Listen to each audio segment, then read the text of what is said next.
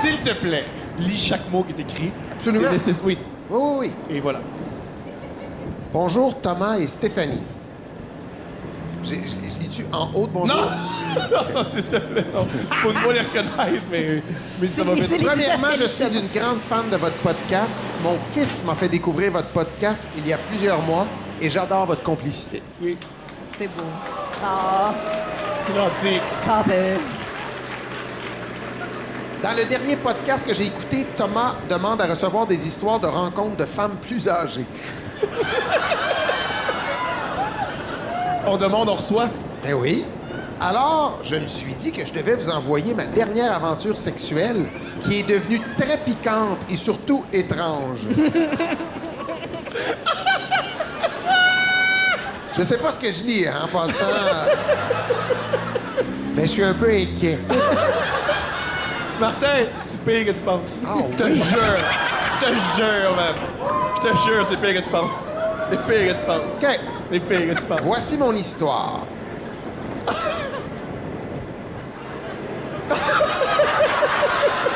Voilà. Ah ouais. Mon fils est un humoriste connu, Martin Matt. OK, voici mon histoire. J'ai divorcé il y a maintenant un peu plus de 1 an, à l'âge de 59 ans. Un bon vieux mariage favorisant la maison et mon jardin à une relation amoureuse saine. Je me suis marié à l'âge de 19 ans et j'ai connu seulement un homme dans ma vie au niveau sexuel. Si nous Ah, pouvons... ça reprend. Attends, si nous pouvons appeler ça un homme.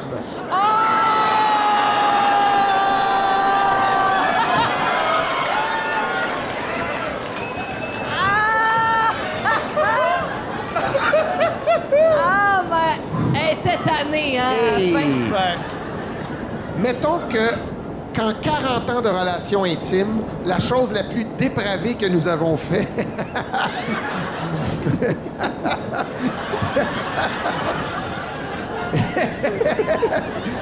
Hey, Chris, c'est dépravé, attendez. La chose la plus dépravée que nous avons fait est de faire l'acte pendant le jour.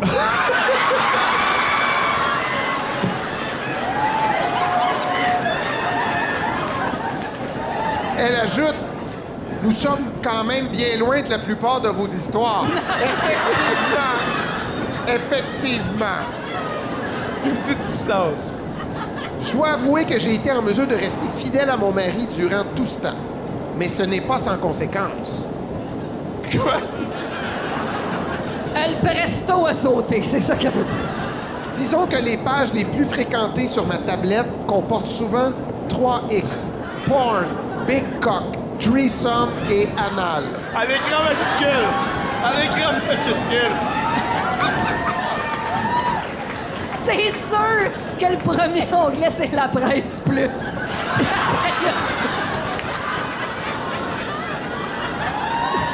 Ali Patrick Lagacé, elle le ferme, puis après, ça va voir Big C'est Cock. sûr. C'était des belles veillées, des belles matinées. Je sa suis tablette. Je suis une très grande consommatrice de pornographie. C'est la seule chose qui calme mon appétit sexuel, plus grande que la moyenne des femmes, je crois. OK. Ça En débat. même temps. Après mon divorce, je me suis dit que j'allais laisser sortir la panthère sexuelle en moi, Go get it, girl. qui avait été emprisonnée durant 40 ans. Le prochain mot me trouble un peu. Mon fils...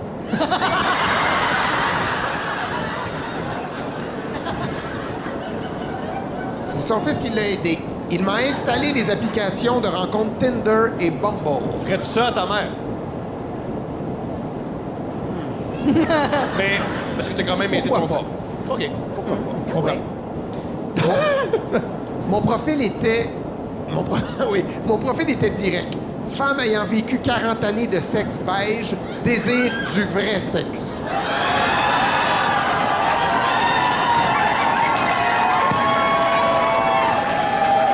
Excusez-moi, ben ça y est. Meilleure femme. Meilleure femme. On l'a trouvé meilleure Meilleure femme. Ah, femme. Elle rajoute, vous me direz que c'est direct comme approche, mais je n'ai plus de temps à perdre. On a compris. Après avoir échangé plusieurs sextos, photos cochonnes et vidéos de masturbation, je devais juste fourrer avec un vrai homme pour la première fois de ma vie. Ça, un vrai homme pour la première fois de ma vie. Après 40 ans avec un homme, rappelons-le. Alaï, le Chris, style, hein? Alaï. D'après moi, il se revoit plus.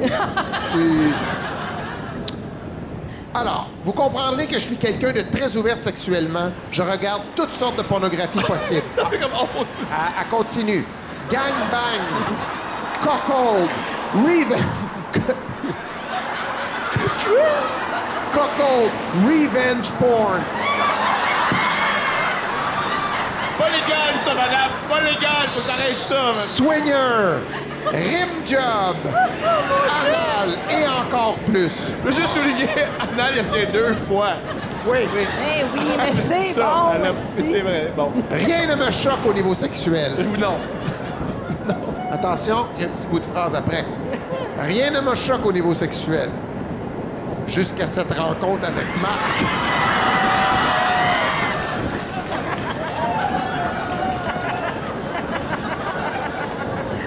Qu'est-ce qu'il a fait, Marc, esti? Ah, veux-tu essayer de deviner? Ouais, c'est vrai, qu'est-ce qu'il a fait, Je dis qu'il a mis une bâche à terre puis il l'a pété. Il a pété un dildo dans... Non, mais je sais pas, je vais voir. Ma chérie, c'est pas ce qu'il a fait. Ah, il s'est pompé à la graine. Puis ça... Oui, attends un peu. Marc est un jeune homme de 38 ans. Quand même. Bien bâti, en forme, travailleur de la construction, avec un gigantesque pénis. America. Tout pour répondre à mes demandes. Le jackpot que je me suis dit. Après plusieurs échanges, je décide de l'inviter chez moi pour une soirée de baise. Oh! Je me sens comme quand tu lis des histoires aux enfants. On tourne la page. Il sera pas là. Il arrive chez moi. Je lui dis tout de suite d'aller dans la douche car je veux avoir plusieurs... Je lui dis tout de suite d'aller dans la douche car je veux avoir, à l'écran lettres majuscules de temps en temps, comme plusieurs relations sexuelles avec lui. Maintenant, et je veux du vrai sexe wild. Une femme éclair. Oui, t'es clair. Absolument. Wow! Il sait comment faire jouer une femme en moins de 2 minutes. Marc est une bête, je dois l'avouer. Wow, my God. Jusqu'à ce moment où tout était parfait. Je pense, ouais. Je sais pas. Jusqu'au moment où il me demande de lui faire plaisir. Avec avoir... Bon, c'est un peu bizarre. Avec avoir eu plusieurs orgasmes, à mon tour de lui faire plaisir. Ok. Il me demande de lui mordre le gland lors d'une fellation. Ah, ça devient plus bizarre. Cool. Je n'étais pas certaine. Et nous non plus. C'est une bonne affaire. Oui. Mais finalement, j'exécute l'acte sans attendre. Mais il me demande de le mordre plus fort. Ma chérie, si tu te vas mordre un gland, quelle dent? En avant, en arrière? J'ai des bonnes palettes, hein. T'as des bonnes palettes. Ouais. Je pense que j'essaierais plus sur le côté. Je me sentirais moins mal. Les molaires pour écraser la pression. C'est Te ça. passes bien. Toi, si t'avais à mordre un gland, Martin, Moi, j'aurais Ouais. aimé mieux une réponse comme « Ah, moi, je le ferais pas. » Je dirais « Ah, non. Moi, te donner un biscuit Subway à la place. » Alors, OK. Attends un peu. Ouais, il me demande de le mordre plus fort. Je dois dire que je commence à avoir peur de partir avec un morceau de son gland. elle a-tu un dentier là-dessus? Elle dit pas. Ben là, non. 59. 60, je pense pas. Voilà. Non, je pense pas. Je fais tout ce qu'il veut en espérant le faire jouir. Cependant, rien ne fonctionne. Il me dit que je peux serrer ses testicules Je peux serrer ses testicules dans mes mains ou même les croquer fort si je veux le faire capoter. Ouais, je commence à être plus certaine de vouloir continuer. Après 10 minutes sans succès, il me dit d'arrêter, qu'il ne sera pas capable de venir. Ah, Il m'explique qu'il aime avoir mal et qu'après tout, et qu'après avoir tout vécu au niveau sexuel, plus rien ne réussit à le faire venir, sauf, en lettres majuscules, une chose. Étant très curieuse, je me demande bien ce qu'il va me sortir. Ah, quand c'est pas mort. C'est maintenant, pas c'est mort. autre chose. Sauf une chose. Mais j'étais loin de me douter de la solution. Bon, c'est quoi?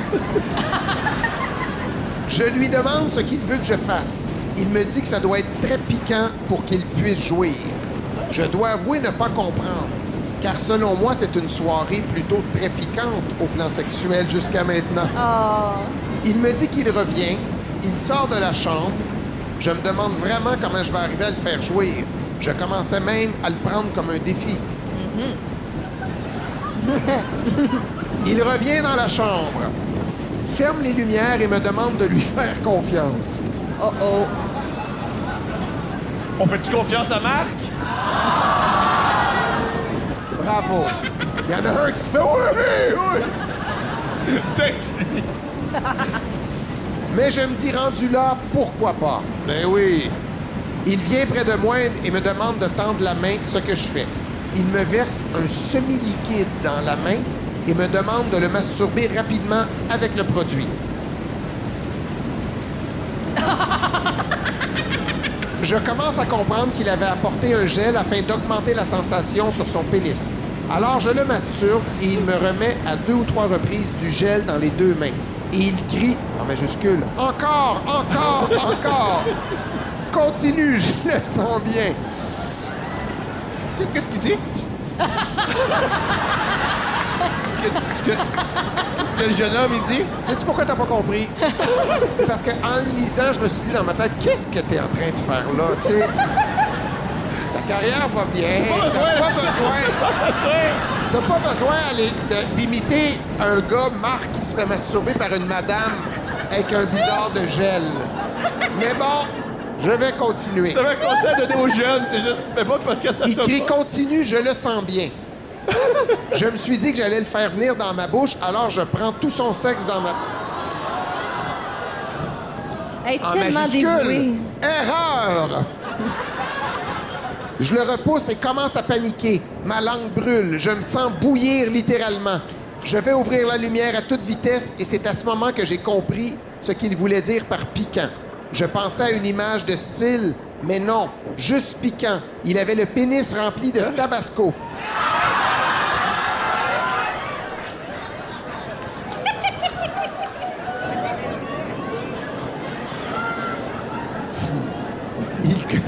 Il commence à essayer de...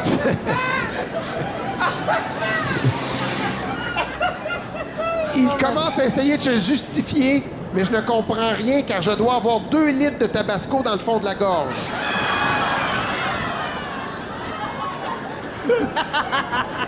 Précision ici. Des chips aux jalapenos me font pleurer tellement que je ne supporte pas le piquant culinaire.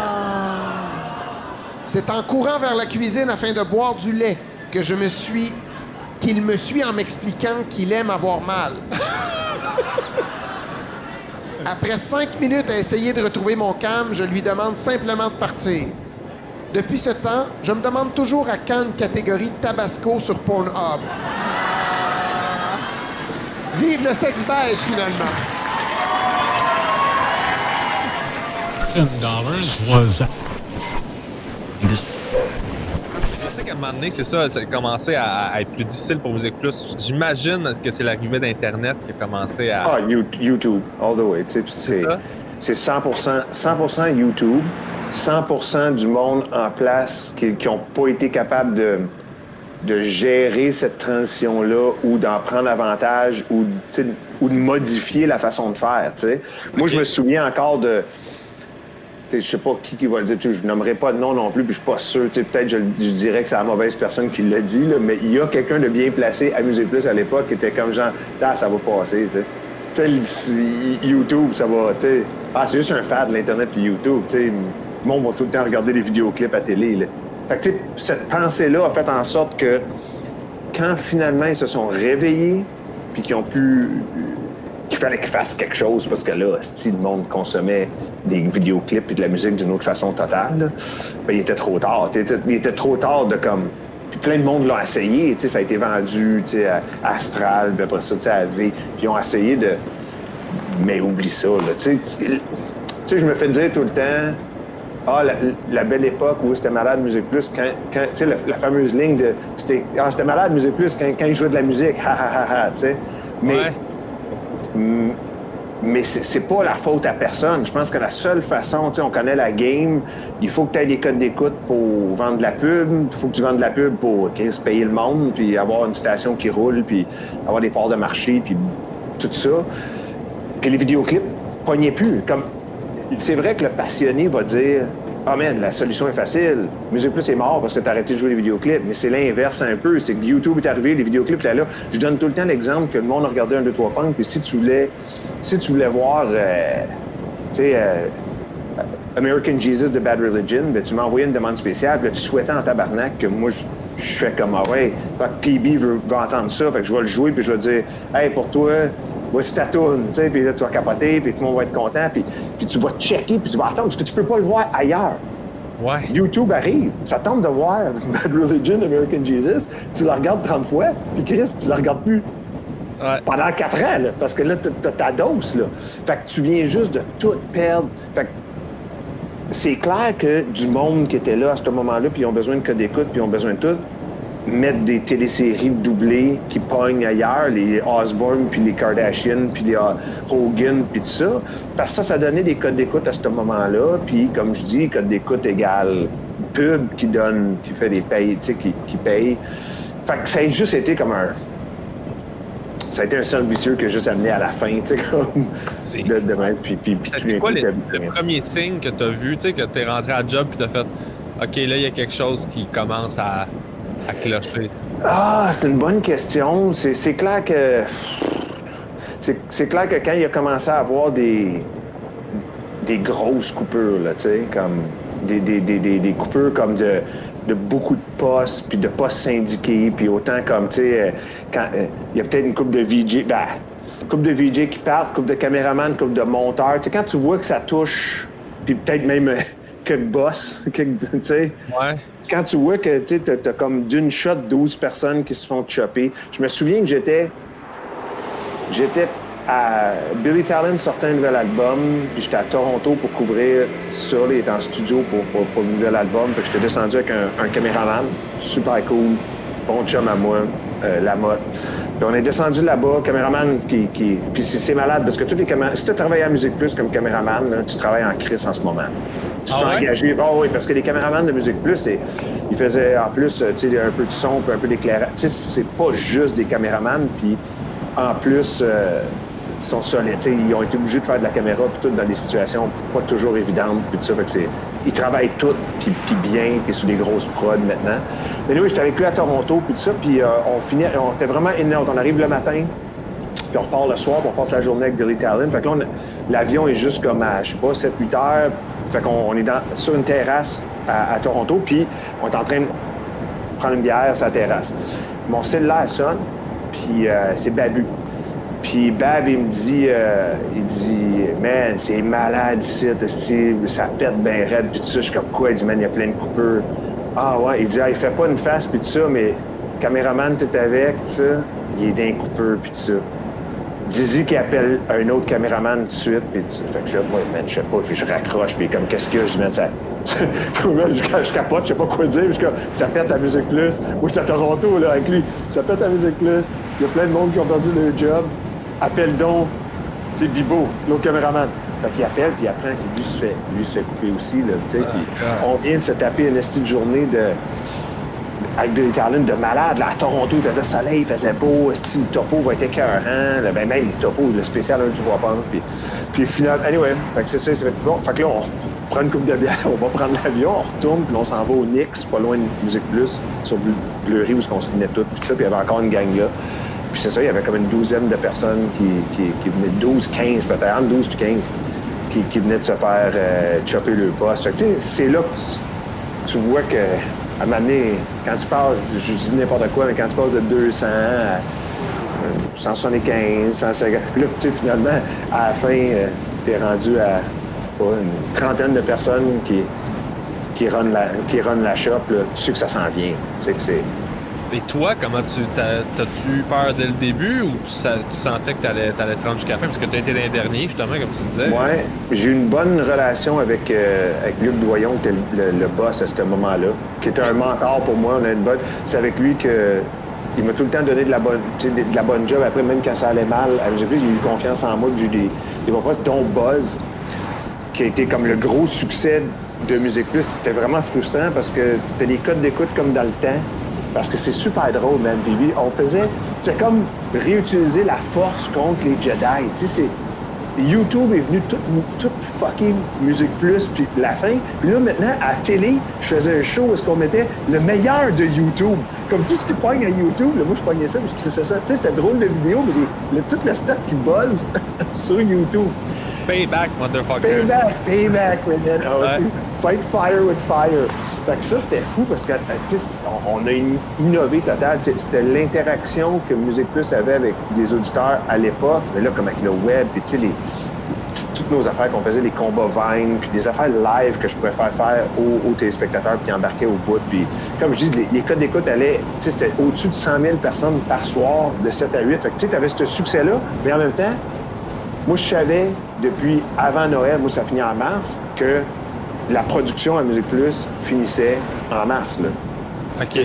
Ça finissait mi-mars, done. Monsieur Net, puis eux autres se font arrêter des restaurants. Moi puis Denis, là, à cette époque-là. OK.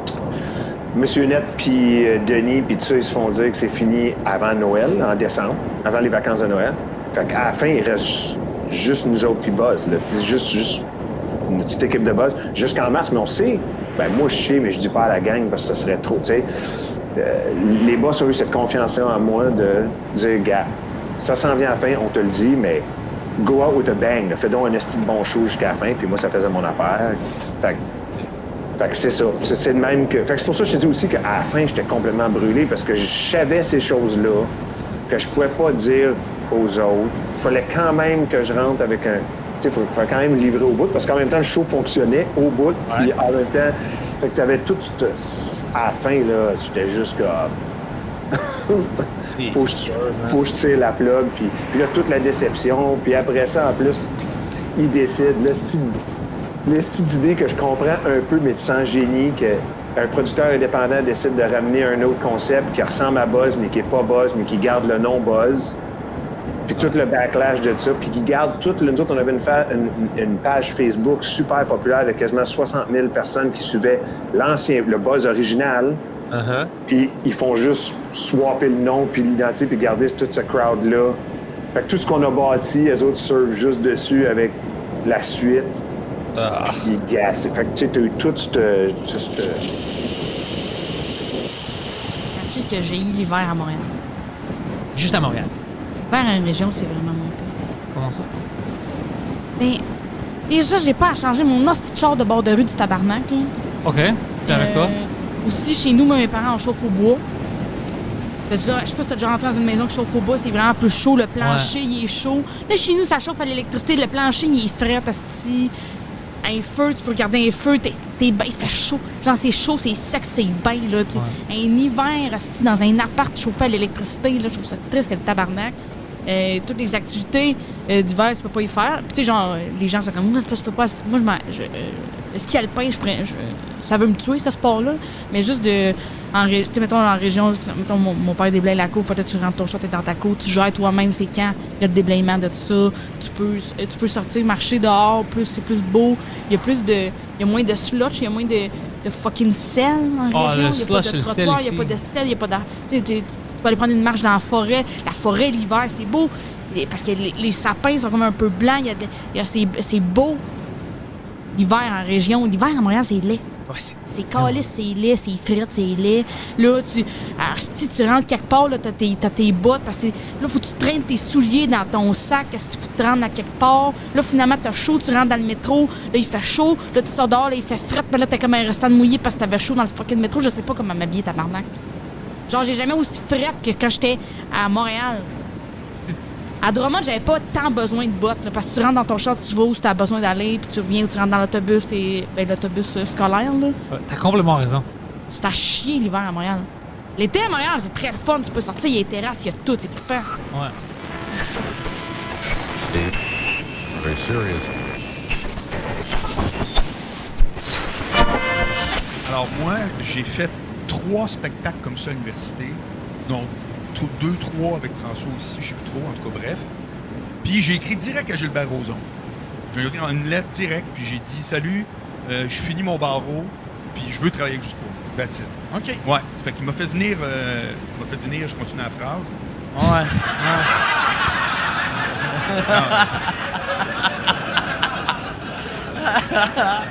Il m'a fait venir en autobus. C'était ces belles années.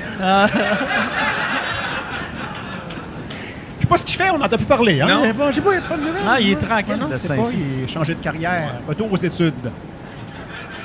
Fait que- Puis j'ai jasé avec François Rozon, puis tout. Puis après ça, je retourne en autobus chez nous, il n'y avait rien. Puis là, je demande un suivi, puis il m'avait dit, bon, regarde, il dit, j'ai pas de job pour toi, mais finalement, toi, je vois que t'es fait pour ça. C'est que je suis passé parce que je faisais mon droit dans le temps, je suis passé de maître Boilard au palais de justice au gars qui ramassait les téléphones pour la billetterie OK. à Juste pour rire. Puis là, c'est là que j'ai rencontré Cavana, je suis devenu gérant d'artiste. Et après, quand les autres ont eu fini la tournée Juste pour rire après l'école, ben j'ai fait, hey, ça vous tente-tu d'embarquer avec moi? Ça faisait comme 6 mois, 1 an, que j'étais avec Anthony, ça faisait pas longtemps. Ouais. Mais Puis à un on est moment partis donné- les 3 de main. À un moment donné, tu avais un roster, tu avais en même temps, Impressionnant, tu avais là. moi, Anctil, Cavana, Maxime Martin, Martin Marc Petit, Martin, Sylvain Larocque. Marc Dupré. Marc Dupré, j'ai travaillé avec lui pendant 6 mois seulement. Fait que si t'étais encore gérant, tu serais vraiment riche. Oui, Ouais. oui. Puis aussi, il y Vous avait... seriez tous sur le bien-être. Il y avait tous ces artistes-là à l'époque que le monde disait il y a bien trop d'humoristes, il y en a 9. Tu sais, il y avait. Fait que t'avais de tous les nouveaux forts que moi dans ma tête c'était des mégastars, mais tu sais, vous commenciez à Oui. être connus, Oui. mais t'avais tous les nouveaux connus. Oui. Tu sais. À un moment donné, avec Stéphane Ferland, qui lui avait Octan, donc lui, il y avait Lise Dion, Barrette, McLeod, Dominique et Martin. Je me souviens qu'à un festival, on avait dit on programme la moitié de Juste pour rire. À 2, là, les 5 gars-là, c'est nous autres. Ouais, vraiment.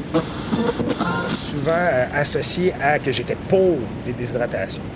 Je suis pas pour les déshydratations. Je trouve ça horrible. C'est horrible pour le cerveau, c'est horrible pour les organes vitaux, c'est dégueulasse pour le corps. Il n'y a personne qui te force à te déshydrater non plus. Tu peux te battre une calorie plus haute si tu veux. Il n'y a personne qui va te mettre un gun sur la tête. Il faut que tu te battes à 155 livres. C'est un choix personnel. C'est un sacrifice que tu décides de faire. Mais si tu veux le faire, fais-le avec du monde qui savent quoi faire parce que c'est ultra dangereux. Tu peux crever, on s'entend. Puis tu peux crever en te réhydratant aussi. Tu peux te noyer si tu cales trop d'eau. Tes globules peuvent exploser. Ils peuvent exploser puis tu peux te noyer. Ce qui fait que, tu sais, ces connaissances-là, il faut que tu les aies si tu décides de faire des déshydratations drastiques de même. Là.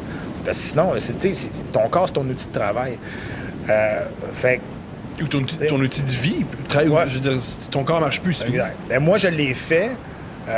Puis je déshydratais beaucoup. Je déshydratais peut-être de 20-22 livres en 18 heures. C'est énorme, mais j'étais capable de le faire. Mais je l'ai fait parce que j'étais plus capable de compétitionner à 185 livres, que je me suis battu pendant 9 ans. Je me suis battu pour le championnat du monde à 185 livres. Mais avec les connaissances... Qui est maintenant gigantesque, disons-le. Exact. Les nutritions, la déshydratation, puis tout ça. Écoute, les gars, ils sont immenses là, à 185 livres. Fait que, veut dire, au talent égal, à un moment donné, le gabarit va peser dans la balance. Là. Ce qui fait que à 170 livres, après, les 4-5 dernières années de ma carrière, j'étais un gros bonhomme à 170 livres parce que je me pesais à 170, puis le lendemain, je me battais à 192 livres. Fait que, tu sais, je gonflais comme Bob l'éponge un peu. On le voyait quasiment à l'œil nu. Mais ça, c'est des sacrifices que c'est toi qui choisis de faire ça. Mais écoute, ça, oui. Ça, c'est. Puis souvent, ceux qui réussissent, qui manquent le poids, ils brisent mentalement, encore une fois. Tu sais, ton corps est fait de 70 d'eau. On s'entend, là, s'il veut, ta tête suit, le corps va suivre. Mais c'est un état d'inconfort dégueulasse. C'est un état d'inconfort suprême. S'il te plaît, parle-nous. C'est quoi la Déshydratation. Voilà. C'est quoi ça? Dans le fond, c'est simple. Il faut que tu fasses sortir l'eau de ton corps pour perdre du poids, pour arriver au poids limite de la balance. Ce qui n'est pas une bonne idée. De manière, au point de vue médical, absolument c'est une très mauvaise idée. Mais tu vois quoi? Point de vue médical, c'est une très mauvaise idée parce qu'en médecine, ils vont te montrer comment réhydrater quelqu'un. Ils vont jamais te montrer comment te déshydrater à l'université en médecine. Là. Ça n'existe pas des cours de ça. Ce qui fait que, tu sais, à un moment donné, ceux qui se sont spécialisés dans les courbes de poids, ben ils ont fait ça avec essai-erreur, puis là, ils développent un système pour pour arriver à leur fin. Bro science. Exactement. C'est ça. Fait que c'est contre nature, c'est contre médical. Je veux dire, c'est impensable de faire ça volontairement. On s'entend.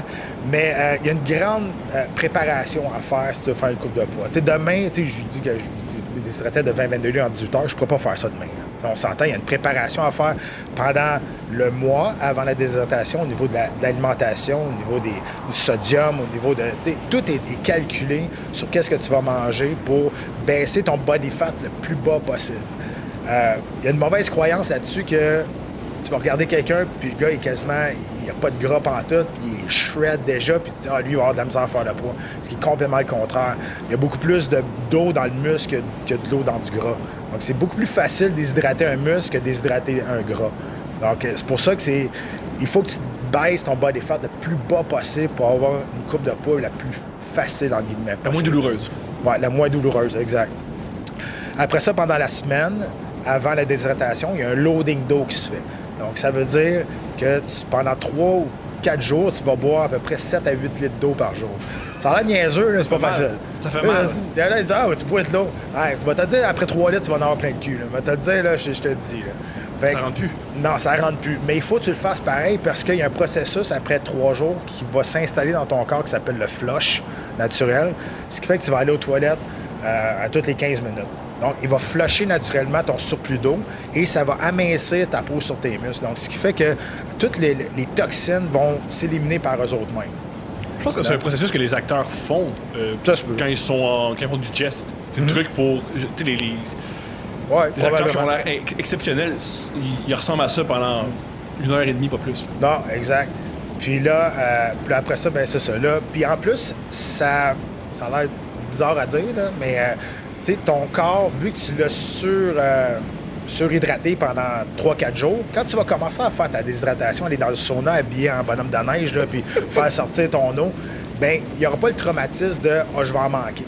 Parce que pendant 3 jours de temps, tu en as donné, ce qui fait que les pores de peau vont ouvrir, puis là, tu vas commencer à suer, puis il va let it go. Parce que lui, dans sa tête, dans sa tête de corps, là, mais tu sais, le corps réagit il n'est pas en choc parce qu'il pense qu'il va en manquer. Donc, fait que c'est ça. Mais tu sais, à un moment donné, il y a une certaine limite que tu peux arriver. Puis vous la repoussez à chaque fois. Oui, exact. Puis la limite que moi, je l'ai poussée le plus, quand je me suis battu à Québec, c'est en 2014, c'était pour la finale du Ultimate Fighter. Puis on avait manqué un peu mon entraînement. J'étais trop gros musculairement. Ce qui fait qu'à la place de partir ma déshydratation à 192, on l'a parti à 196 livres pour faire 170. Après, je me battais pas à 190, 170. Et là, on commence le processus, puis on savait que ça allait être peut-être un petit peu plus dur parce qu'on a quand même 4 livres de plus à déshydrater. Puis à la fin, tu sais, aller chercher juste une livre, avec la carte de crédit, tu te scrapes là, pour aller chercher la goutte qui tombe. Là, tu te dis, nice, OK, il y en a une qui est sortie. Puis le lendemain, la journée de la pesée, je me lève, j'étais à 172,4 livres. Il me reste... On a le droit à une livre de plus, là, donc je peux faire 171. Fait qu'il me reste juste 1,5 livre à perdre.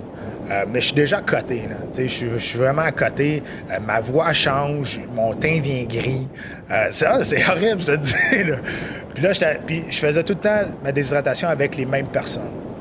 La raison pourquoi, parce qu'il faut qu'ils te connaissent aussi. Tu sais, les 10 premières livres, là, tu ris, c'est drôle. Là, puis après ça, les 10 autres livres d'après... Quand tu vois l'athlète qui parle plus, ça te donne plus rien d'y parler. Tu sais, je dis, il faut que tu le connaisses à un moment donné, il faut que tu connaisses les phases de déshydratation. Puis après 15-20 livres que j'ai déshydraté, t'as bien beau être le clown le plus drôle du monde, ta joke, elle sera pas drôle. Tu comprends? Fait que c'est impossible, ça arrive. Puis, commence à faire un autre processus, pas juste le sauna, mais un processus de bain aussi qui existe. Des bains chauds avec du sel d'Epsom qui aident à sortir les toxines et qui ouvrent les pores de peau rapidement. Et... commence à faire le processus, 5 minutes dans le bain, 5 minutes en dessous des couvertes avec un sauna soude pour aller chercher cette livre-là. Puis après 25 minutes, je rembarque sa balance, puis j'étais encore à 171,4 livres, 172,4 livres, 171, whatever. J'ai pas bougé, j'ai rien perdu, rien perdu. Là, c'est comme si tu m'avais donné un coup de bâton dans les jambes. Là, je suis dit, fuck. Là, j'étais avec mon kinésiologue qui était toujours avec moi. quand je faisais mes coupes de poids. Puis mon nutritionniste, là, lui qui s'occupait de ma bouffe, de ma déshydratation, il était parti à quelque part, il l'appelle. Puis il s'appelle Jean-François Gaudreau, c'est lui qui s'est occupé de ma nutrition en 70, toutes mes coupes de poids, on les a tous réussi. Puis il est arrivé dans la chambre d'hôtel, puis on était une demi-heure avant de partir pour l'aréna pour la peser. Il est arrivé dans la chambre d'hôtel. À partir de ce moment-là, jusqu'à temps que je mette le pied sur la balance devant 10 000 personnes au Colisée, j'ai aucune idée de ce qui s'est passé. J'ai un blackout total. J'ai coupé 26 livres en 18 heures, puis c'était beaucoup trop. beaucoup trop. Alors, tu étais un petit peu un mannequin, un robot, là. On te prenait par la main. Ouais, j'étais... Tu sais, je veux pas dire que j'étais pas loin de crever, là, mais j'étais pas bien. J'étais pas bien, on va te dire, là, tu sais. Puis je me souviens que mes yeux, ils suivaient plus ma tête. Tu sais, je faisais ça de même, là, mes yeux, ils suivaient après. Là, je suis fuck, là, ça va-tu revenir? Après, c'est revenu, mais je sais pas ce qu'il a fait. Tu sais, il me l'a dit ce qu'il a fait, là, mais je m'en souviens pas. Après ça, on est descendu en bas, on a pris l'autobus, on est allé à l'aréna, on a attendu. Je suis monté sa balance. J'ai aucun souvenir de ça. Je me souviens, j'ai mis sa balance. L'annonceur, il a dit 171 on the nose. J'ai fait, all right. J'ai flexé, puis là, je suis revenu. Mais pendant tout ce temps-là.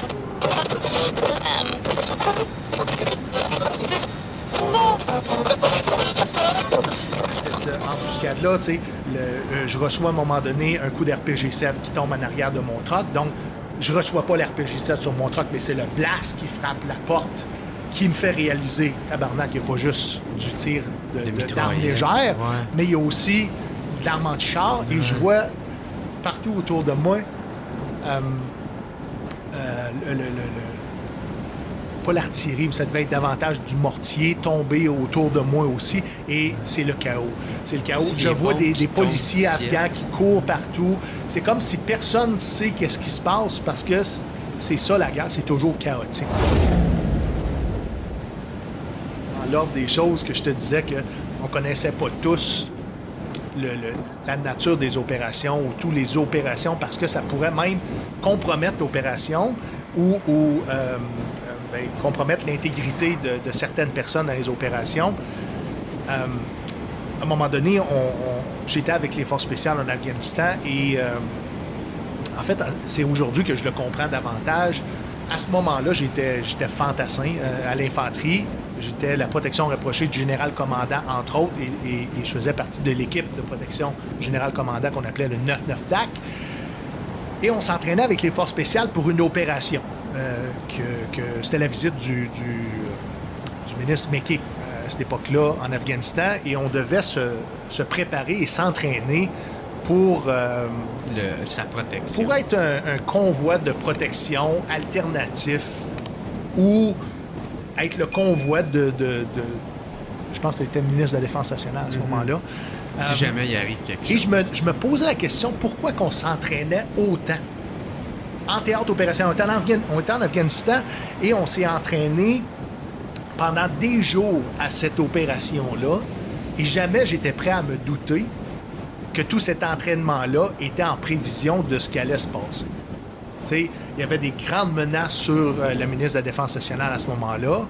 C'était pas quelque chose nécessairement qui était très connu. Quand je parle du plancher des vaches, là, je parle des combattants.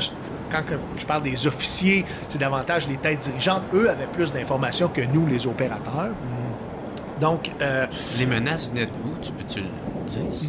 Bien, ça venait de plein de factions différentes. Là. Je ne suis pas capable de les nommer parce que, mon travail, c'était pas l'intelligence ou la contre-intelligence. Donc, nous, ce qu'on avait dans les rapports de situation, c'était, menace envers nous, l'unité ou l'opération ou la personne. OK? Et je me demandais pourquoi on s'entraînait autant parce qu'on était là pour faire le travail. Donc là, on s'entraînait pour faire le travail dans le travail. Mais j'ai dit, c'est cool, je travaille avec les forces spéciales, et moi, c'était un désir pour moi d'aller à l'unité des forces spéciales. On s'entraînait beaucoup. Je trouvais ça anormal qu'on s'entraîne autant pour un convoi, tu sais. Et finalement, je l'ai réalisé, suite à l'embuscade que j'ai vécue, que c'était quelque chose probablement qui était planifié. Dans le sens que ce que moi j'ai compris de tout ça, c'est qu'on était comme un moyen de diversion pour que le ministre puisse vaquer à ses occupations. Mais c'était assez bien monté qu'on était réellement la cible. Donc, les belligérants croyaient que nous, on était avec le ministre de la Défense. Donc, on a été attaqués et selon les... Mais si on peut le résumer, ça serait que c'est comme si vous faisiez semblant d'avoir le ministre. C'est comme un appât. C'est ça. Mais dans le fond, le ministre, il était ailleurs. Encore là, ma perception, mon interprétation de tout ça après coup. Parce que je crois, et ce n'est pas de source sûre, qu'il y aurait de l'information qui aurait été divulguée. Qui aurait fui. Peut-être même de façon volontaire. Et ce qui aurait peut-être causé cette embuscade-là d'envergure. C'est probablement une des plus grosses embuscades que les forces armées canadiennes et les forces spéciales ont essuyé encore aujourd'hui. On a eu, je t'ai parlé du 20e anniversaire du gala, du 20e anniversaire de l'unité, du DTF2, et Peter McKay a été invité à ce gala-là. Et lors de son discours, c'est ce qu'il a mentionné. C'est l'attaque qu'on a essuyée. En fait, on a essuyé 2 attaques coup sur coup. On a été attaqué en embuscade. Encore là, de ce que j'ai pu entendre, pas de source sûre, mais que l'attaque aurait été menée par les Tchétchènes. Donc, c'était une faction armée qui était beaucoup plus organisée. C'était des vrais combattants comparativement à certains Afghans. Mettons, on parle de talibans ou de Al-Qaïda. Mais souvent, ils allaient engager des fermiers pour se battre à leur côté. Ils les menaçaient, ils les manipulaient. Donc, là, on faisait face à une vraie force armée, entraînée. On s'est sorti de cette embuscade-là. Mais c'est quoi qui s'est passé? Peux-tu le dire, ça? Si je tombe là-dedans, ça se peut que je pleure. Ouais. Mais oui, je vais essayer, puis on va voir comment ça va aller. OK? On était plusieurs véhicules qui étaient le convoi, en fait, le convoi de backup. Parce qu'on a su que Peter McKay prenait l'hélicoptère pour se rendre dans les zones d'opération qu'il voulait aller visiter, les gens qu'il voulait aller rencontrer. Donc, nous, on savait qu'on était le convoi alternatif. S'il arrivait quelque chose à l'hélicoptère ou là-bas, on était capable d'avoir des boots on the ground pour aller le chercher puis l'extraire de là. De là, l'entraînement. Et c'est drôle parce que je me rappelle à quel point, à ce moment-là, même si on s'était entraîné aussi intensément, à un moment donné, tu fais tellement de millage. Je pense que dans mon dernier 10 mois, j'avais fait comme 13 ou 15 000 km en véhicule de secteur en secteur pour les opérations qu'on avait amenées. Donc, à un moment donné, on roulait, puis tu tombes un peu comme en semi-hypnose. Puis tu sais, tu es beaucoup moins vigilant. Puis c'est souvent ça qui arrive quand les opérations durent dans le temps. C'est que tu tombes beaucoup moins vigilant. Et je me rappelle que j'étais un peu comme ça, en semi-hypnose ou du moins beaucoup moins vigilant, et j'ai commencé à entendre des bruits. Mais jamais j'ai réalisé au début que c'était des balles, des projectiles qui frappaient dans mes vitres blindées. Mais l'impression que c'était comme de la roche. Et ça a été la première phase de « Chris, je me fais attaquer ». Fait que j'amorce les procédures pour la contre-attaque, et on utilise tous notre entraînement pour se sortir de cette embuscade-là. Mais vous étiez combien de gars environ? Ça, je pense que je suis pas capable de te répondre. On était plusieurs véhicules, peut-être. OK, ben, en tout cas, c'est pas grave. Ben, je vais essayer de donner un nombre comme de 10 véhicules, peut-être. OK. Peut-être un petit peu moins. Ouais. Je suis pas 100% sûr, puis je me rappelle... C'était quand même une grosse unité. Oui, c'était quand même un gros convoi. Ouais, c'était quand même un gros convoi, mais c'était normal à cause de la valeur du diplomate qui était sur le terrain. Fait que, mais à cette embuscade-là, tu sais, je reçois à un moment donné un coup d'RPG-7 qui tombe en arrière de mon truck. Donc, je reçois pas l'RPG-7 sur mon truck, mais c'est le blast qui frappe la porte qui me fait réaliser, tabarnak, il n'y a pas juste du tir d'armes légères, mais il y a aussi de l'arme anti-char. Et je vois partout autour de moi pas l'artillerie, mais ça devait être davantage du mortier tombé autour de moi aussi, et c'est le chaos. C'est le chaos. Je vois des policiers afghans qui courent partout. C'est comme si personne ne sait qu'est-ce qui se passe, parce que c'est ça, la guerre, c'est toujours chaotique. La guerre conventionnelle, c'est sûr que l'embuscade fait partie de la guerre conventionnelle, mais c'est souvent, t'as un ennemi d'un bord, t'as l'autre ennemi de l'autre côté et ça se tire dessus. Puis souvent, ils ont des uniformes, c'est facile à identifier. Quand tu te fais prendre par surprise, c'est difficile. C'est difficile parce qu'il faut que tu t'analyses et que tu comprennes où vient la menace. C'est quoi qui me tombe sur la tête? Faut que je sorte de là, mais il faut que je continue à faire mon travail. J'ai une mission. On a une mission qui est le convoi alternatif de Peter McKay. Donc, tous ceux qui étaient dans l'embuscade ont répondu avec leurs compétences et leurs habiletés. On se sort de là. On s'en va sur le camp que Peter McKay était pour ses rencontres et on essuie une deuxième attaque. Déjà que la première avait été épouvantable, moi, mon véhicule personnel, il était mobility kill, dans le sens que je ne pouvais plus le prendre. C'était fini. Ça a pris tout pour que je me rende sur le camp avec le véhicule. Donc, moi, je me devais de changer de véhicule quand on allait repartir de là. Donc, après ma portion, parce que souvent, j'explique que j'étais comme dans un genre d'euphorie, d'avoir été content de faire ma job, content d'avoir... D'en sorti vivant. D'en m'être sorti vivant, mais je vais le dire quand même, je vais le nommer parce que j'étais content d'avoir vécu quelque chose d'aussi hot que ça. C'est con, là, mais il y a une portion de valorisation qui venait avec ceux qui avaient vécu un firefight, un combat, et ceux qui ne l'avaient pas vécu. Et je me disais que je venais de... C'est con, c'est vraiment con, que je venais de devenir quelqu'un en étant capable de réagir adéquatement à une situation difficile, à un feu nourri de la part de l'ennemi, puis d'être capable aussi de répondre. Oui, c'est un sentiment d'accomplissement, tu sais. Oui, parce que tu été entraîné pour ça, tu as pu répondre. Exact. Puis tu as pu en sortir vivant, puis tu as fait ta job. Exact. Fait que là, tu es arrivé au camp, puis il y a eu une deuxième... Oui. J'espère que que les gens vont bien comprendre parce que c'est comme, il y a des réactions que tu contrôles pas. Tu sais, je parle d'euphorie. Ça, c'est après coup. Tu sais, se taper des mains puis d'être content pour plein de raisons que le monde ne trouverait pas ça acceptable, d'être content. Mais probablement aussi content d'être vivant. Puis de voir que, tabarnak, j'aurais pu passer en tabarnak. Et le temps qu'on se réorganise, parce qu'on avait aussi des blessés au sein de nos troupes, le temps qu'on se réorganise, puis qu'on essaie de faire un mini debrief de ce qui est arrivé une autre attaque d'obus de façon indirecte. Donc, souvent, les talibans, ce qu'ils faisaient, c'est qu'ils prenaient des gros obus, ils mettaient au bout de l'obus comment je peux dire ça? Quelque chose qui allait faire déclencher l'obus. Ça pouvait être n'importe quoi, ça pouvait même être déclenché par téléphone. Et souvent, il allait mettre l'obus qui était dirigé par 2 morceaux de bois en direction de nous. Donc, c'était archaïque la façon, des fois, qu'on se faisait attaquer parce qu'il n'y avait aucune précision. Mets un obus sur 2 morceaux de bois, allume ça, t'as pas de chambre, t'as pas de canon, ça peut partir un peu n'importe comment. Mais cette fois-là, ça avait tombé sur le camp, ça a tombé sur l'hôpital.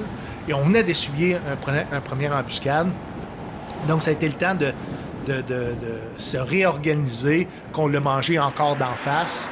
On avait plus de blessés. Là, il fallait évacuer les blessés. Bien sûr, le ministre de la Défense nationale est parti en hélicoptère, supporté par les Américains, pour extraire... Les Américains et les forces spéciales pour extraire le diplomate de la zone de guerre. Et nous, on se devait de retourner au camp. C'était quand même une crise de long ride avec, je pense qu'on avait 4 blessés à ce moment-là. Je me suis retrouvé dans le cul de nos trucks pour être guetteur aérien. Mais à ce moment-là, on avait la suprématie aérienne. Il y avait même des Black Hawks autour de nous autres pour nous escorter au camp. Pour pas que vous en aviez une troisième. Je pense qu'on avait assez. Ouais. On avait assez. Fait que c'est ça, toi, t'as vécu ça. Oui. Encore une fois, je te l'explique aujourd'hui. Puis... je l'expliquais quand même quelques fois. Mais tu sais, d'une fois à l'autre, je me souviens de d'autres choses. Parce qu'on dirait que des fois, ta mémoire va couper certaines choses. On va se souvenir de d'autres choses. Anyways, c'est un mixed feeling. C'est aussi quand tu reviens au Canada, de par tes valeurs ou tes dilemmes éthiques, tu dis, est-ce que j'ai fait la bonne chose? Je suis un bon être humain. J'aurais-tu dû m'engager dans les Forces canadiennes, faire ce métier-là? Est-ce que j'aurais dû signer ma release? Oui. Puis te remettre en question aussi quand tu commences à avoir des signes et symptômes de ce que tu as fait. Tu sais, pas nécessairement des signes et symptômes de culpabilité, parce que tout le monde a des signes et symptômes différents, malgré qu'ils peuvent être apparentés dans un syndrome post-traumatique au niveau de la guerre, mais ça peut se traduire aussi d'une autre façon, des fois des façons de culpabilité, de ne pas avoir été à la hauteur de la situation ou de ne pas avoir réagi adéquatement. Ça peut être aussi que tu aurais voulu que ça se passe autrement. Donc, tu te repasses toujours les images en disant « Est-ce que j'aurais pu faire ça mieux? » ou tu sais, j'aurais pu le voir venir. Fait qu'il y a beaucoup, beaucoup, beaucoup de ça. Et ça semble être difficile à décrocher de tout ça parce que c'est des événements que tu vis pas souvent. Ben ouais. Puis c'est-tu là que tu as eu ton PTSD? Parce que je sais que tu as fait d'autres missions.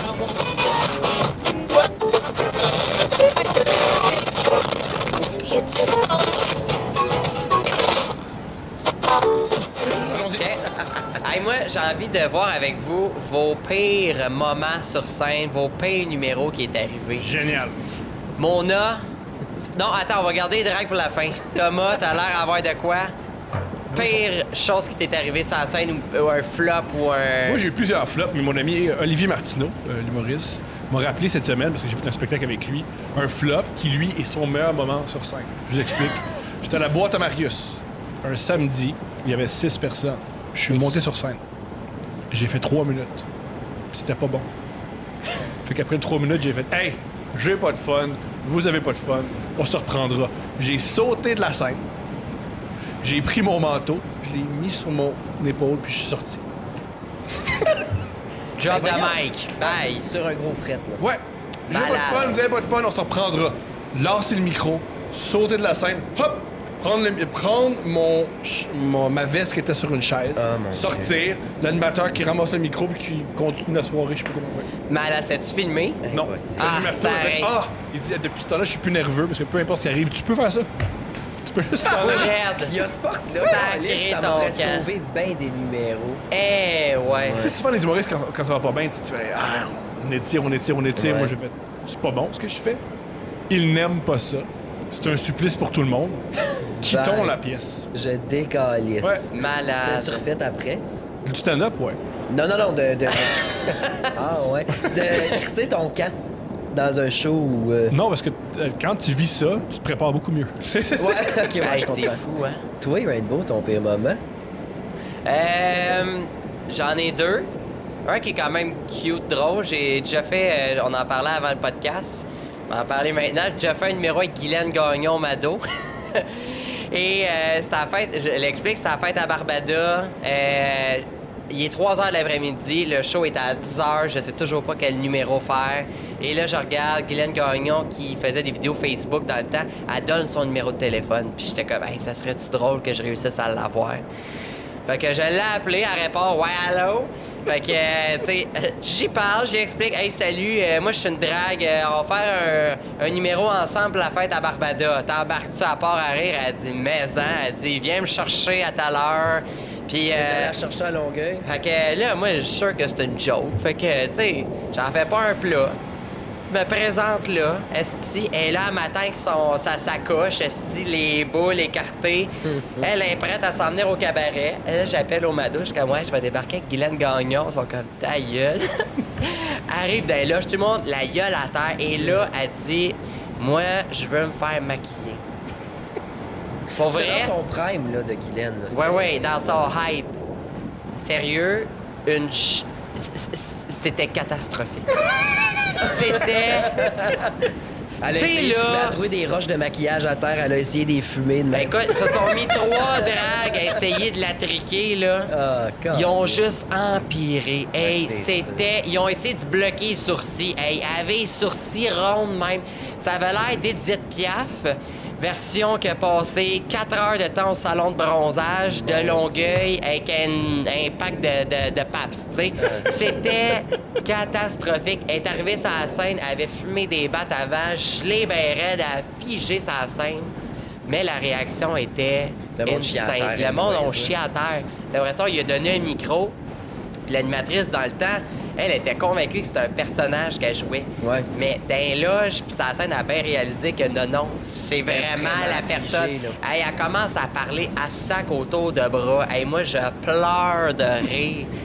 Puis, ça, c'est ton pire numéro à vie? Ça a été mon pire numéro à vie. D'ailleurs, si vous fouillez, il est sur YouTube. Mais pourquoi c'est ton pire? Parce vous étiez en duo? On était en duo ensemble. On a répété 5 minutes avant. Elle a figé, trop gelé. Hey, c'était n'importe quoi. Puis sinon, la pire soirée que j'ai vécue en drague, c'est une animatrice qui m'invite de Montréal pour aller faire un show en région. Trop saoul. Elle me dit « Ah, je me suis blessé, Rainbow finit le spectacle. » Elle fait ça souvent, c'est ça, mon Oui, c'est ça. Et là, j'ai dit « OK, le cachet d'animatrice est où? » Ben non, regarde, pas de cachet, t'es capable d'animer, t'es bonne, vas-y, moi je m'en vais. Hey, je fais 5 heures de route, tu fais même pas 15 minutes de show, puis tu te décalisses parce que t'es trop seul, puis t'es gêné. J'ai fait « Parfait, je vais le finir, le show. » Tu sais, je t'ai engagé à faire X nombre de numéros, on va les faire. Le show a duré exactement 18 minutes. Et j'ai rappé et j'ai sacré mon camp. Ouais. Puis j'ai recroisé cette personne-là, elle a fait comme si de rien n'était. Puis j'étais comme, hey, pas vrai, là, t'es une vidange. C'est ça qu'elle m'a fait. Moi, c'était à Québec. La capitale nationale. Dans la maison de René. Dans la maison de René. Ah. Puis justement, ça faisait 30 secondes que je faisais du drag. Là, on fait un show à Québec. Mes numéros, c'était flyé, c'était des tunes so-so, tu sais. Puis je fais mon premier number. On en avait 4 chaque, je pense. Je fais mes 2 premiers numbers. À l'anime, mais rendu après mon premier number, elle était déjà décollissante. Et là, après mon deuxième, je monte dans les loges en haut. Je monte en haut, évidemment. Puis elle est sur le plancher de béton à terre dans une flaque de pisse. Elle bouge pas. Donc là, on la poke un peu, on voit qu'elle respire. Je dis parfait, je touche pas à ça plus longtemps que ça. Fait que là, je regarde qu'est-ce qu'on fait. Là, l'autre qui se prépare pour son numéro, on est juste 3. Fait qu'il faut que j'aille animer. J'avais jamais animé là, de show de drague de ma vie. En plus, c'était à Québec. En plus, ils ont vu 2 tunes de moi que la moitié de la salle était comme cool et flyée. L'autre moitié était comme décaliste. Moi, j'ai payé de l'argent pour te voir, toi et Chris. Fait que, gros fret. Fait que là, on était 2 esti novices à essayer de finir le show. Puis ça a été un désastre. Là, genre, ça non. C'est les meilleurs shows. C'est les meilleurs shows. Ah, moi, j'ai haï ça. Là, je me suis dit, pas les vivre! Ah, les vivre, c'est terrible! Ah, mais en parler et être dans ça, ah, mon Dieu! Hey, ça ramassait dans des chambres d'hôtel. Une fois, on va faire un show. On est 6 dragues dans un placard de chambre d'hôtel. Ouais. Me suis ramassé, j'ai dormi à terre avec mon chum à l'époque, le straight. Puis j'étais en tabac. Tu sais, je suis pas de luxe dans la vie, là. Puis si on a pour découcher, là, genre, un minimum de lit pour tout le monde, tu sais, il me semble que c'était une clause non écrite, là. Puis, écoute, le lendemain, on faisait un autre show dans une autre ville. On était dans un motel où est-ce que le 3/4 des chambres, c'était des prostituées. Fait que t'entendais les portes fermées, les chambres. Hey, j'étais là. Du monde qui s'entregonne, hey, pas vrai, là, ce week-end-là, là, plus jamais de ma vie. Genre, pas vrai, les gens pensent que des fois, ils trouvent que je suis diva en spectacle, là. Mais quand t'as connu ça, là, tu veux plus jamais revivre ça, genre.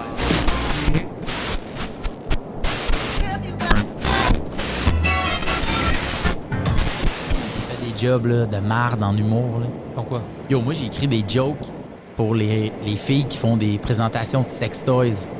Non, bro. Ouais. Je te jure.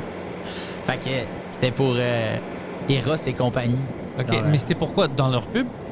Non, c'est eux à la maison. Tu sais, mettons, eux autres qui m'ont dit... ça vient avec une petite blague. Ouais. Non. La fille qui fait les présentations, elle dit, bon, mais celle-là, c'est... oh, le shit, OK, ouais.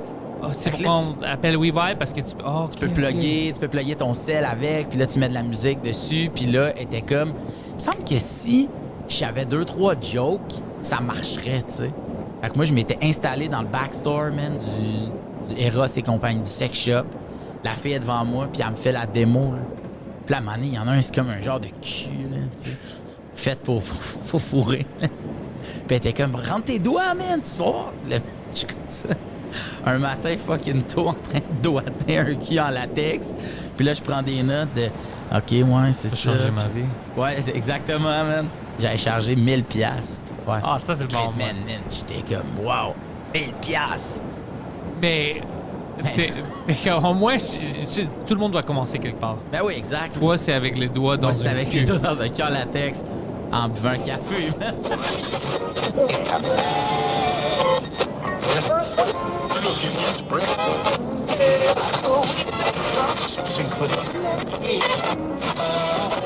Tu réponds à ce thème-là, là? Oui! Quelqu'un, il répète 116 tes paroles pour t'énerver. Genre de mécanique que tu fais, ça. Quand le ça? gros crise de tannant. Gars, c'est toi qui le fais. Hein? C'est toi le gros tannant, là. Ah, dis-le, c'est le temps de dire, là. Bibanouille. Tu vas l'entendre à quel point t'es un épais. Parle, m'a répété, là, tu vas faire Chris, c'est ça que je fais vraiment un joke. Dis-le, dis des mots, un personnage, là. Comment il s'appelle le grand-père de la grise, là? Dis-le. Bouche la pipe. Bouche la pipe. Bouche la pipe. Asti que c'est drôle, là. OK, mettons ça s'appelle pas de chandelle. Comment t'appellerais ça dans une autre dimension?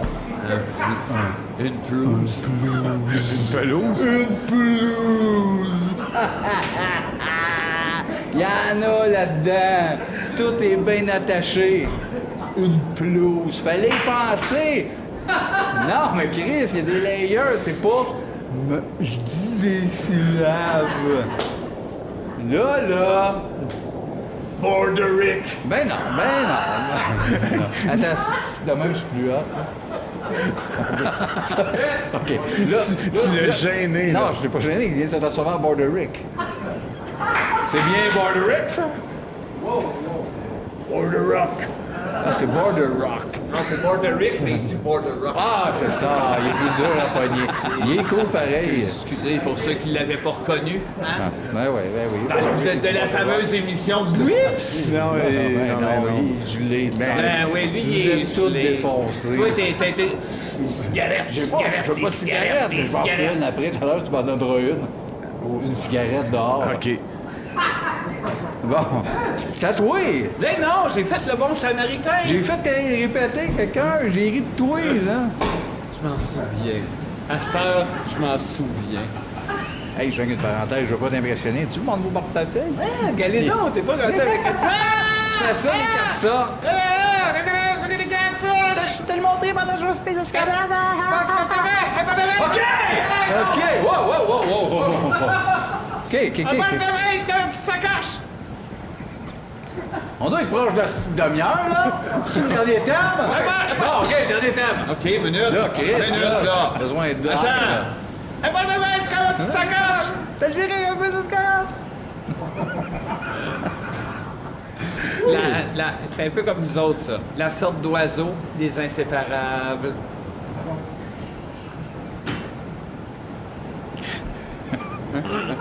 OK.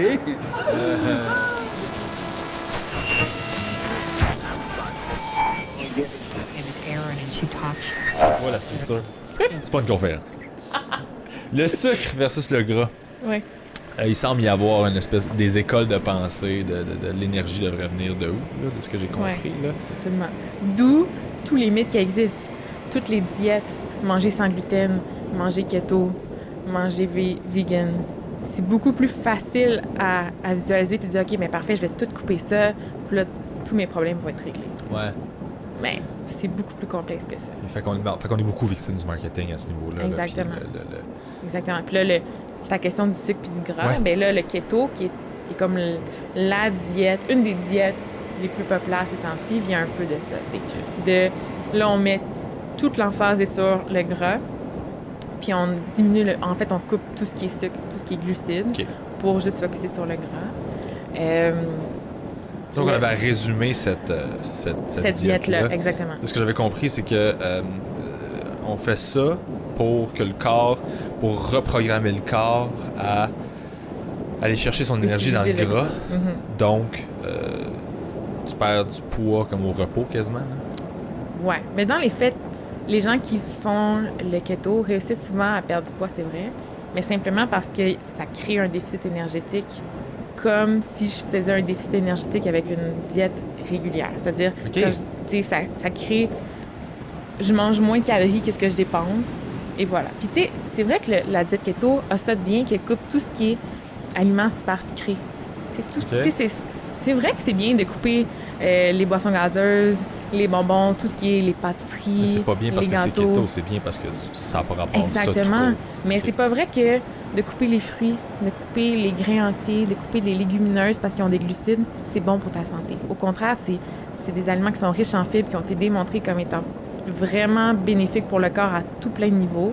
Puis jamais les fruits, les légumineuses, les produits céréaliers ont été en cause pour créer l'obésité ou du diabète de type 2. Okay. Dans le fond, en focusant sur juste les glucides, on oublie qu'un aliment est constitué de plus que juste un truc. Exact. Là. Puis on se coupe aussi de toutes ces fibres-là, tous ces trucs-là autour. Exact. On met tous les glucides méchants dans un même bassin, mais c'est vrai que ta boisson gazeuse n'est pas équivalente pour moi à un fruit ou à du riz brun, par exemple, qui va t'apporter toutes sortes de choses qui sont utiles, surtout quand tu es un athlète, tu as besoin d'énergie. Il y a eu beaucoup d'études qui ont été faites avec la diète keto chez les athlètes. Parce qu'on disait, ils économisent leur glycogène, leur source de sucre, dans le fond, qui est normalement utilisée pour faire une activité. Donc, s'ils économisent leur réserve d'énergie, de glucides, en utilisant plus de gras, on pense qu'ils vont être plus optimales, donc plus performants. Ça, c'était comme la prémisse. Ensuite, oui, on a remarqué qu'une diète keto chez les athlètes, la cellule s'adaptait mieux. Donc, il y a des adaptations, cellulaires qui se créent au niveau de la cellule, c'est vrai. Mais quand on regarde les performances, il n'y a rien qui est prouvé. En fait, les performances sont pas meilleures et même que les cellules deviennent moins bonnes à utiliser le glycogène et sont donc moins performantes. Donc, pas parce qu'ils perdent de la pratique, c'est quoi ça? Exactement. Donc, finalement, c'est pas vrai que ça peut être si bénéfique que ça que de faire que le keto pour des athlètes. Puis le keto, est-ce que c'est quelque chose qui est souvent regardé par les gens qui veulent juste perdre du poids dans la vie de tous les jours? Oui, absolument. Puis oui, c'est vrai que ça marche. Le problème, c'est que tu finis par manger beaucoup de gras. Tu manges souvent du bacon, plein du beurre. C'est pas juste non plus de manger de l'huile d'olive et des avocats, là. C'est des gros lipides, du gras que normalement on recommanderait pas même pour santé cardiovasculaire. Même de la friture, genre des trucs comme ça? Exactement. Si c'est riche en gras et il n'y a pas beaucoup de glucides, c'est parfait. Automatiquement, ça égale. Exactement. Mais à long terme, il n'y a pas beaucoup d'études à long terme. Est-ce qu'à long terme, de manger autant de gras peut être dommageable pour la santé? Peut-être pas, mais peut-être que oui. On ne le sait pas en fait encore. OK. Ça, c'est un truc aussi je pense qu'on avait discuté du fait que la science avance rapidement puis elle change beaucoup. Absolument. Fait que c'est difficile d'avoir des assises puis de faire ça, c'est ça, ça, c'est ça. Oui. Parce que ça peut bouger. Ça peut bouger puis ça peut être confrontant pour les gens de dire ben là, vous avez toujours dit ça, maintenant vous dites ça. Fait que là, je vous fais plus confiance jamais. Exactement. Puis c'est vrai que ce qu'on a réalisé, tu sais, le sucre récemment, ça a été comme le nouveau méchant. Là.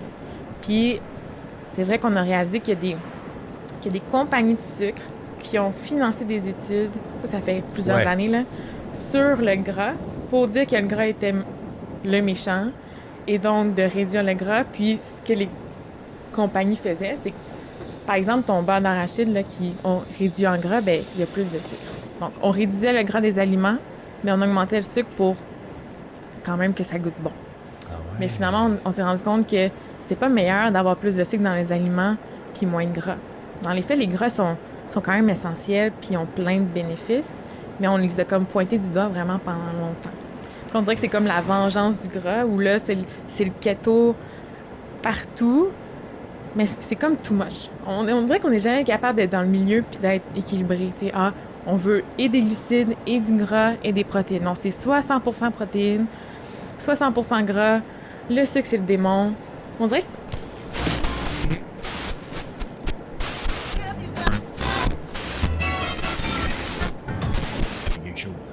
C'est l'Olympia, c'est Edith Piaf. Oui. T'as fait ça? Oui, j'ai fait ça. Comment? Avec? Me suis planté, mon nom. Ben voyons. Comment ça, t'as fait ça? Parce qu'il y avait Humour du Monde. T'as dû faire ça aussi, tu sais. Humour du Monde. Moi, ça a bien été en tabarnak.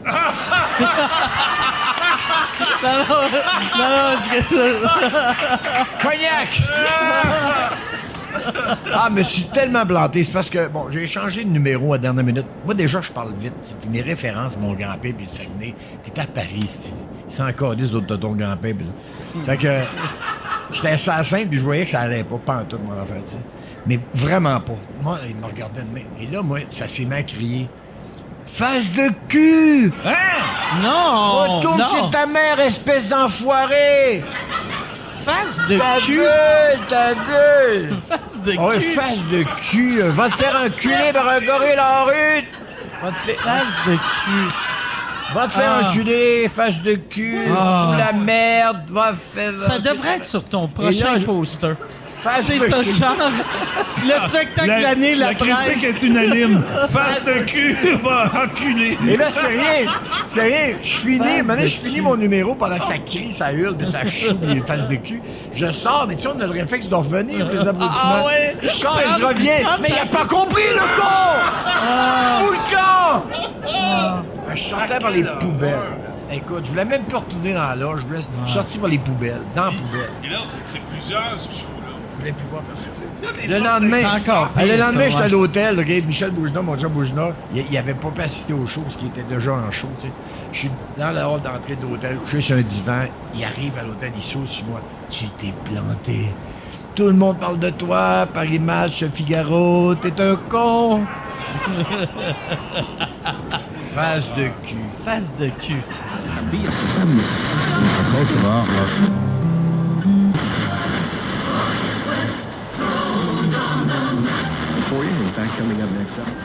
de semaine dernière, le premier ministre a pris de bonnes résolutions pour lutter contre les changements climatiques. Je serais bien la dernière à cracher dans ça. Monsieur le Président, je suis content que la chef du deuxième groupe d'opposition dise qu'elle ne va pas cracher dans la soupe. Pas le fun non plus d'avoir des poils dans la soupe. This guy's crazy! Yo! What the fuck? Puis il rit aussi! Tabarnak! Yo! Ça mérite un Olivier, ça! Ouais, OK, tu sais quoi? François, encore une autre fois, t'es invité au Frenchcast. Moi, ça fait longtemps que je l'invite sur le Frenchcast. Ben oui. Ouais. Puis tu sais qu'est-ce qui est drôle, c'est comme j'ai eu des emails avant, c'était les gens du conservateur, le Parti conservateur qui voulaient venir au Frenchcast. Mais j'étais comme non, parce qu'ils sont trop... Premièrement, je sais pas qu'est-ce qu'ils veulent, puis c'est trop politique. Mais lui, même si c'est le premier ministre, à cause que tout ce qui est arrivé, je peux changer ça à être une show fun. Il parlera même pas de politique, il va juste jaser. Hey man, c'est fou ce qu'il a fait comme gag, c'est insane là. Non, mais pour vrai, quand des politiciens font des choses de même, je déteste les politiciens, mais comment on dit, it makes me like them. Non, moi, s'il était là, j'aurais dit, écoute, ça c'était une fucking bon gag. Mais sérieux, pourquoi est-ce que t'aimes enfermer les gens chez eux? C'est quoi ça?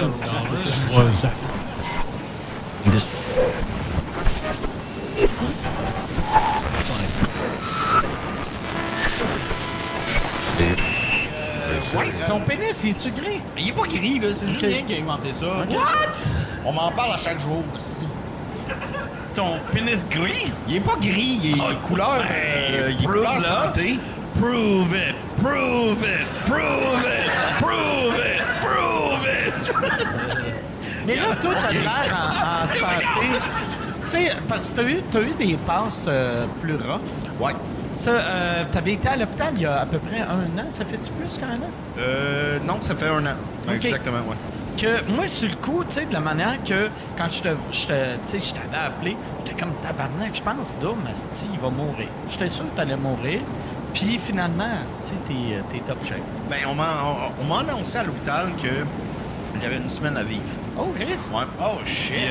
Là, c'était-tu un docteur ou c'était un autre patient? Toi, là, tu baisses le son de ta TV. Ça donne 1 semaine.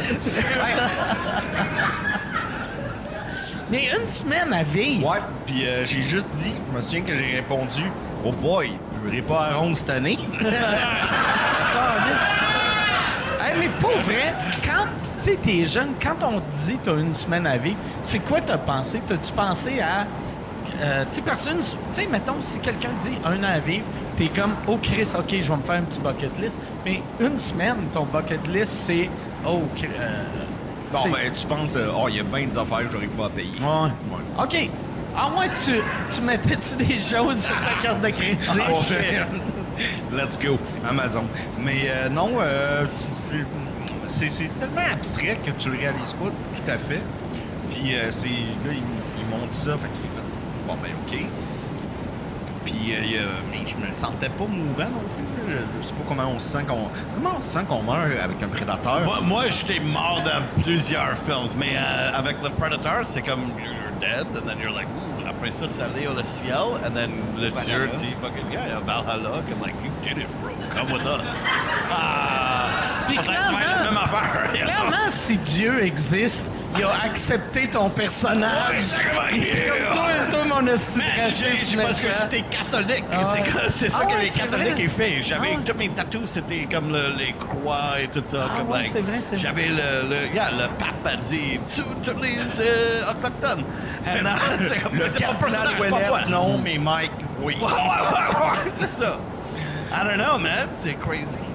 Mais ouais, fait quand tu pensais... Pis ça, y en a-tu... Est-ce que... Tu sais, t'as-tu une deuxième personne qui t'a confirmé ça? Ou... Il y a 4 personnes qui m'ont confirmé ça. Puis après, tu dois avoir pleuré quand t'as... Non, tu le réalises pas. Non, mais tu sais, j'étais juste comme... Chris, OK, ben, je me sens pas mourant, moi. Puis là, je pensais que... En tout cas, j'avais l'impression qu'il me faisait peur, mais en tout cas... Puis après ça, après une semaine, ils ont dit, ben, les médicaments qu'on te donne qui marchent pas, qui font en sorte que tu vas mourir dans une semaine, mais ton corps réagit comme, mettons, il fait le médicament, genre, lui-même. Puis là, il comprenait pas pourquoi. Là, je fais, ben, je sais pas plus que vous autres, Chris. Toi, c'était ton foie qui était... C'était tout mon corps. OK. Là, tu sais, j'avais 918 de bilirubine. Là, je m'excuse. Les bilirubines, je connais Billy Tellier, mais je comprends pas.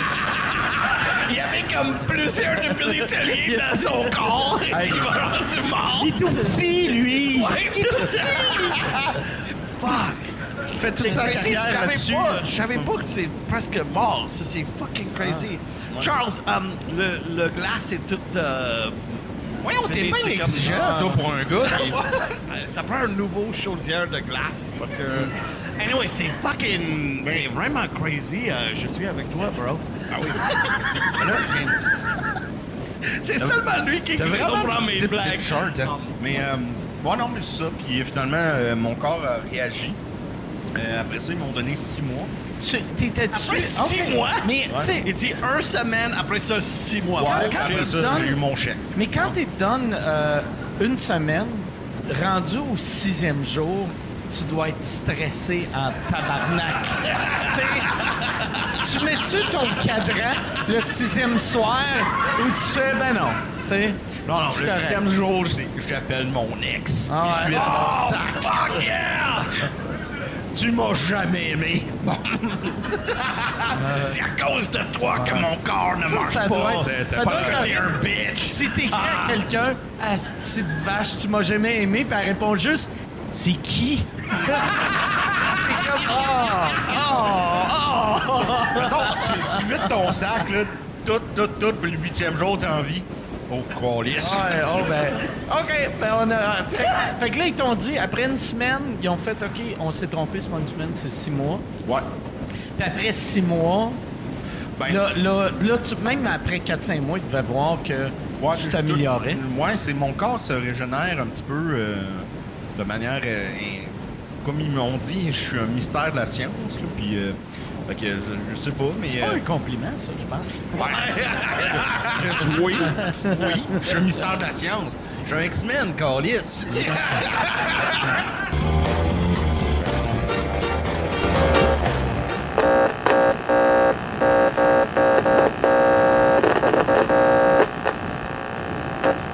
Salut, la petite minouche. J'ai passé une pas pire semaine. On travaille moins, on fait plus de TV quasiment. Fait que je me suis trouvé un petit sideline. Mon frère est enseignant à Poly. Puis je connais un peu le directeur. J'ai décidé d'aller enseigner des cours de sexualité aux ados au secondaire 3 en 10 cours. Ah ouais? Puis j'ai 10 cours sur 10 thèmes que je veux leur parler. On va vous les nommer les cours. Ouais, vas-y. Cours 1, dans le fond, c'est un peu le nom du cours. Ça serait pissez-vous sur le ventre. Là, on en parle. Là, 40 minutes. Ça, c'est le premier pour faire un contact avec les gens. Pour qu'ils aient confiance en leur prof. Pour qu'il y ait la confiance. Là, on parle de quoi tu montes, là? Tu te dis, là, les gars, c'est pas dur, la graine, les filles, paiser puis pisser sur votre ventre ou mettez... En tout cas, regarde, je n'expliquerai pas tous les cours.